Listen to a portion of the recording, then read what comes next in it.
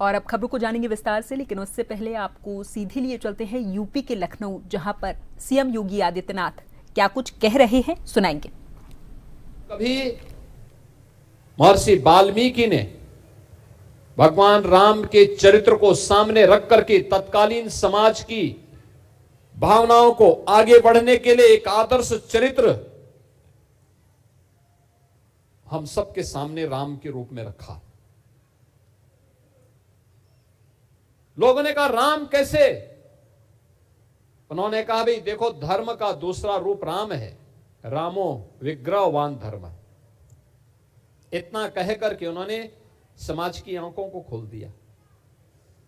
यानी धर्म के जो भी गुण हमारे ऋषि मुनियों ने कहे हैं, अगर उनकी मूर्त रूप कहीं देखना है, शास्त्रों से इतर उसका मूर्त रूप कहीं देखना है, तो वह मूर्त रूप उसका कहीं है तो भगवान राम का चरित्र उसका मूर्त रूप है।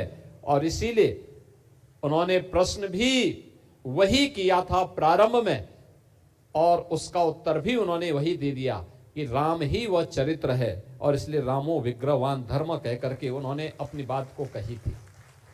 अब याद करिए, सर्वेश अस्थाना जी भी वही कह रहे थे, उन्हीं बातों को आगे बढ़ा रहे थे, क्योंकि कवि की जब लेखनी चलेगी तो वह उन विसंगतियों की ओर ध्यान आकर्षित जरूर करेगी जिससे समाज ग्रसित है, कुंठित है, जकड़ा हुआ है। और उन्होंने समाज की उन दुखती हुई नस पर उंगली रख करके उन्हें उससे बाहर निकलने के लिए भी एक आह्वान इस अवसर पर किया है। बहनों और भाइयों,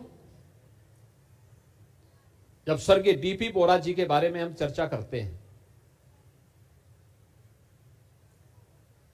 तो डॉक्टर नीरज बोरा जी के जो कार्य हैं, वे कार्य हमें उनके स्वर्गीय पिता के द्वारा किए गए संघर्षों की स्मृति को याद दिलाते हैं।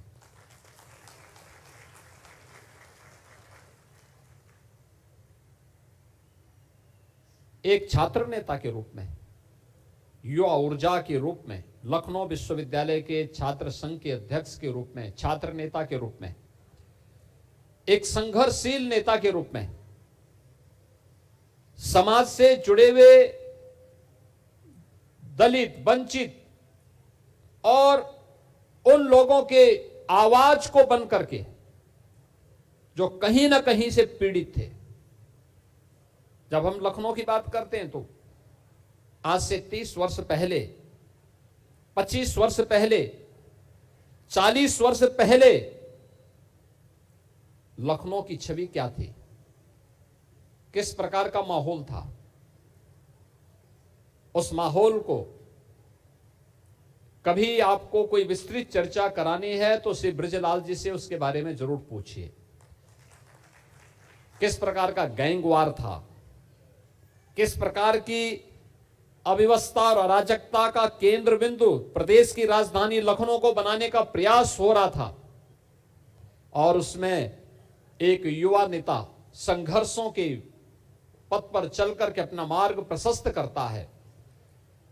न केवल यहां के गरीबों के लिए, व्यापारियों के लिए, दलितों के लिए, वंचितों के लिए एक राह दिखाता है, बल्कि स्वयं भी उत्तर प्रदेश विधानसभा में जाकर के उनकी आवाज को और भी बुलंदियां देने का काम किए हैं। यानी छात्र संघ के अध्यक्ष के रूप में और फिर विधायक के रूप में उन्होंने उन्हें एक सशक्त आवाज दी। अनेक ऐसे उदाहरण हैं जो स्वर्गीय डीपी बोरा जी के संघर्षों की कहानी को लखनऊ की सड़कों पर, लखनऊ के अंदर आज भी देखने और सुनने को प्राप्त होता है। उस समय के जो लोग थे, उस समय के जो युवा थे, आज वे उम्र दराज हो चुके हैं। आज जब ये चर्चा करते हैं, इस बारे में बताते हैं, मन में एक श्रद्धा और सम्मान का भाव होता है। एक व्यक्ति अपने परिवार की देखभाल करते हुए समाज से जुड़े हुए उन मूल्यों के लिए काम कर रहा है जो एक गरीब की पीड़ा है, एक वंचित की पीड़ा है, एक दलित की पीड़ा है,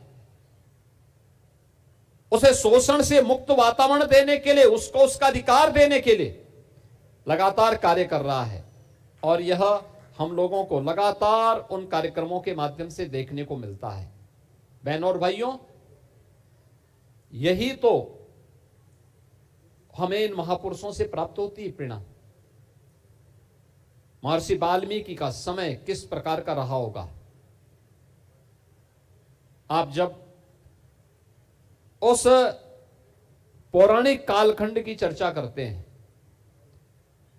उसमें आप जब जाएंगे, आपको उस समय की सामाजिक, उस समय की भौगोलिक और उस समय की उन घटनाओं के बारे में विस्तृत जानकारी प्राप्त होगी। जो कालखंड रामायण का कालखंड था, और उन कालखंडों के एक एक दृश्य को महर्षि वाल्मीकि ने अपने आदि काव्य में किस प्रकार से उद्धृत करने का काम किया है, वो अद्भुत है। यानी उस समय की सामाजिक, भौगोलिक और धार्मिक परिस्थितियों के साथ साथ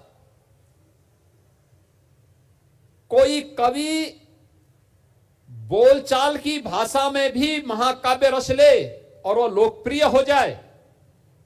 दुनिया का पहला ऐसा महाकाव्य था महर्षि वाल्मीकि कृत रामायण, जो व्यवहारिक भाषा में था, व्यवहारिक संस्कृति की भाषा में था।